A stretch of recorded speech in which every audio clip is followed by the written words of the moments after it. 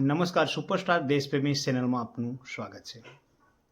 મિત્રો, ગઈકાલે આપણા ગામમાં એટલે કે લગભગ દરેક ગામમાં ગ્રામ પંચાયતનું આયોજન થયું હતું. એટલે ગ્રામ પંચાયત યોજાઈ હતી. ત્યાં ખાસ કરીને આપણે બીજા ગામની તો વાત નથી કરતા, પણ મારા જાલત ગામની વાત કરું છું. તો એમાં એક એક્ઝામ્પલ તરીકે જોવા જઈએ તો દરેક ગામની પણ આ સમસ્યા હોઈ શકે છે. મિત્રો, જ્યારે ઘણા બધા મિત્રોએ, ઘણા બધા યુવાઓએ, ઘણા બધા આગેવાનોએ તેમજ સભ્યોએ પ્રશ્નો ઉઠાવ્યા. એક ખૂબ સારી વાત છે, કેમ કે પ્રશ્નો ઉઠાવવા જ જોઈએ. જો પ્રશ્નો લોકો ના ઉઠાવશે તો ગામનું કામ કઈ રીતે થશે, ગામનો વિકાસ કઈ રીતે થશે, એક ખૂબ સારી બાબત છે. પણ એમાં મહત્વપૂર્ણ વાત એ છે કે અમુક ખૂબ સારા પણ પ્રશ્નો ઉઠાવ્યા છે, તો અમુક વાહિયાત, હું માનું વાહિયાત પ્રશ્નો પણ હું માનું છું મિત્રો. કેમ કે અમુક વસ્તુ આપણે પોતે પણ જવાબદારી લેવી જોઈએ, પોતે આપણને પણ ખબર પડવી જોઈએ કે આપણે જે કરી શકીએ છીએ એ વસ્તુ આપણે પણ ધ્યાનમાં લેવું જોઈએ.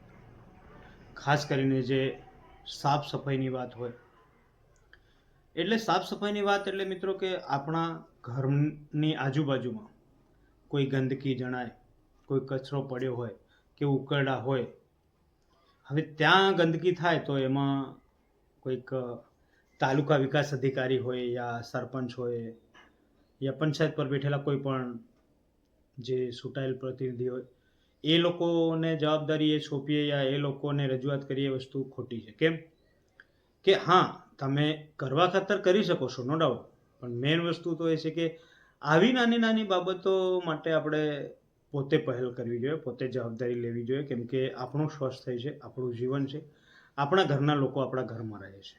એટલે આપણી આજુબાજુ જે પણ ગંદકી તમને જોવાય, જે પણ કંઈક એવું જોવાય કે આ વસ્તુ ખરાબ છે, આપણા માટે જીવ જોખમમાં મુકાય એવું છે, તો આપણે એ બાબતનું ધ્યાન રાખવું જોઈએ. ત્યારે શૌચાલયને લઈને પણ કેટલાક પ્રશ્નો કર્યા હતા. એમને આપણે દિલથી આવકારીએ છીએ, નો ડાઉટ, પ્રશ્ન કરવા જોઈએ. પણ મેઇન વસ્તુ તો એ છે કે મિત્રો, જે લોકોએ પ્રશ્નો કર્યા એ એક હિંમતની કામ, એક સરાહનીય કામ કર્યું છે. પણ ખાસ કરીને શૌચાલય જેમના ઘરે નથી, એમને શૌચાલય માટે સરપંચને રજૂઆત કરવી જોઈએ. ગ્રામસભામાં કરી સારી વાત છે, પણ પહેલાં તો સરપંચને રજૂઆત કરવી જોઈએ. ગ્રામ પંચાયતમાં રજૂઆત કરી એ ખૂબ સરાહનીય વાત છે, પણ અને સરપંચે પણ ધ્યાન દોરવું જોઈએ આ બાબતમાં. કેમ કે દરેક ઘર શૌચાલય હોવું જરૂરી છે આ યુગમાં. અને ઘણા મિત્રો તો એવા પણ છે કે યાર, જેને શૌચાલય તો છે ઘરે, પણ એનો ઉપયોગ નથી કરતા. એવા પણ મિત્રો છે. કેમ કે હું પણ આ ગામનો વતની છું, હું પણ ગામડામાં રહું છું, એટલે મને બધી જ ખબર છે. એટલે એવા લોકોને પણ નમ્ર અપીલ છે મારી કે શૌચાલય છે તો આપણે ઉપયોગ કરો. કેમ કે આ એક એક્ઝામ્પલ સેટ આપણે કરી રહ્યા છું આજુબાજુના લોકો માટે યા બીજા ગામ માટે, બીજા ગામના લોકો માટે, યા આસપાસ આપણી આસપાસ રહેતા ભાઈબંધો હોય કે આપણા નગરજનો માટે એક્ઝામ્પલ સેટ કરવાનો છે.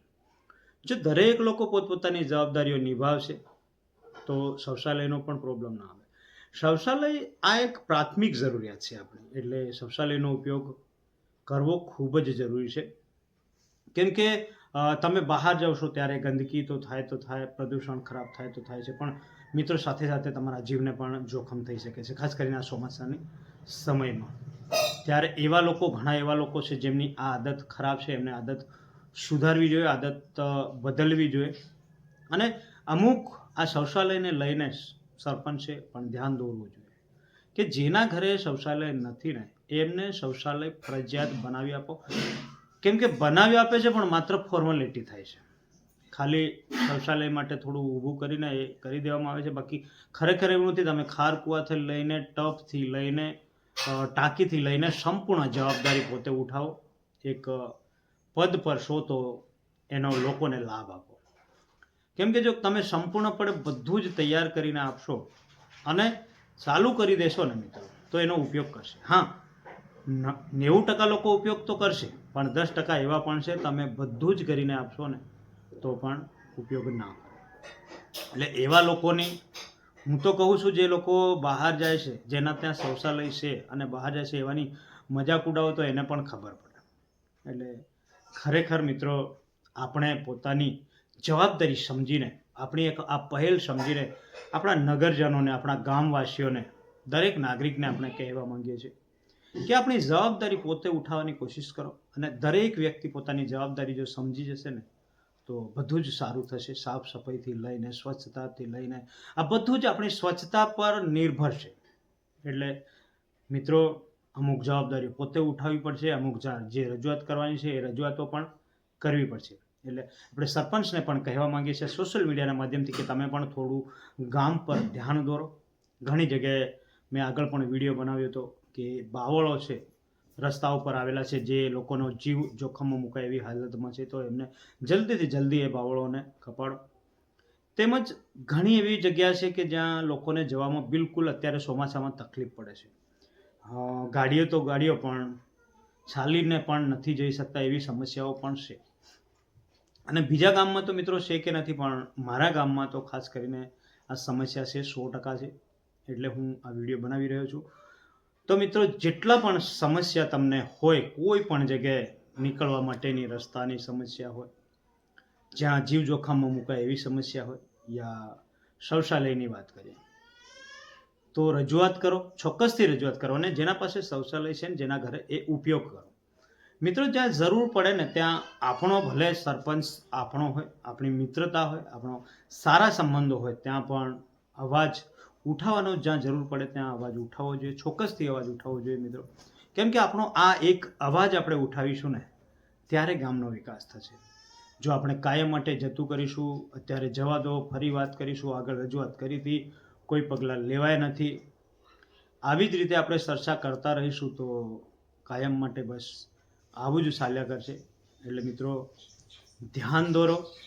કોઈ પણ હોય, આપણો ફરજ છે, આપણે ગામના નાગરિક હોવાના નાતે આપણો ફરજ છે કે આપણા ફરજમાં આવે છે કે આપણે સરપંચ સામે પણ અવાજ ઉઠાવો, સરપંચનો જરૂર પડે ત્યાં વિરોધ પણ કરો, જરૂર પડે ત્યાં રજૂઆત પણ કરો. અને ખાસ કરીને મિત્રો, ગ્રામ સભાને લઈને આપણે વાત કરી રહ્યા છીએ, ત્યારે ગ્રામ સભા યોજાવી ખૂબ જ જરૂરી છે. અને ગામના પ્રશ્નો શું છે એને લઈને પણ ત્યાં રજૂઆત કરવી જોઈએ. પણ મને મેઇન વસ્તુ તો એ છે કે મને ગઈકાલની ગ્રામસભામાં પણ મજા ના આવ્યો. કેમ કે દોસ્તો, જે વ્યક્તિએ રજૂઆત કરવાની હોય છે ને, એ વ્યક્તિએ ખરેખર ઊભું થઈને એની જાણકારી ખાતર એનું નામ આપીને કે હું આ ફળિયાનો છું, મારું નામ આ છે, હું આ વોર્ડનો સભ્ય છું, અથવા આ ફળિયાનો વ્યક્તિ છું, નાગરિક છું, યા આગેવાન છું, પહેલાં તો એમનું જાણકારી આપી, પછી એની પ્રશ્ન કોઈ પણને, અધિકારીને પૂછે, સરપંચને પૂછે, કોઈ પણ પ્રશ્ન એનો મૂકે તો એને કહેવું પડે કે ભાઈ, મારા ગામમાં આ ફળિયામાં કે અહીંથી અહીં આટલી એરિયામાં મને આ પ્રોબ્લેમ છે. ત્યારે એની રજૂઆત ખૂબ સારી ગણાશે. કેમ કે આપણે 100-200 માણસો બેઠેલા હોય, યા 50-100, અને દરેક લોકો ત્યાં વચ્ચે બોલશે તો એનું કોઈ ખાસ કરીને ધ્યાન દોરવામાં ના આવે. અને જાગૃત વ્યક્તિ, હોશિયાર વ્યક્તિ બનવું ખૂબ જરૂરી છે મિત્રો. તો ખાસ કરીને મેં અત્યારે વિડીયોમાં જોવાડ્યું એ પ્રમાણે કયા ગામમાં ગ્રામસભા યોજાય, કોણ કોણ ગયું, કયા પ્રકારના પ્રશ્નો તમારા છે, તમે સરપંચને શું પ્રશ્ન પૂછ્યા, તમારા ગામની પ્રોબ્લેમ, આ બધું જ જણાવવું જરૂરી છે. ત્યારે આપણા ગામના દરેક વ્યક્તિને, એક સિંગલ વ્યક્તિએ આ વિડીયો પર ધ્યાન દોરવું જોઈએ. સાફ સફાઈની વાત કરી ત્યારે એમાં ધ્યાન દોરવું જોઈએ. સ્વચ્છતાને લઈને પોતાની જવાબદારી સમજીને પોતે કામ કરો મિત્રો. અને સરપંચને પણ જે પણ એની જવાબદારીમાં કામ આવે છે, એની સંપૂર્ણ જવાબદારી પોતે ઉઠાવવાની જરૂર છે મિત્રો.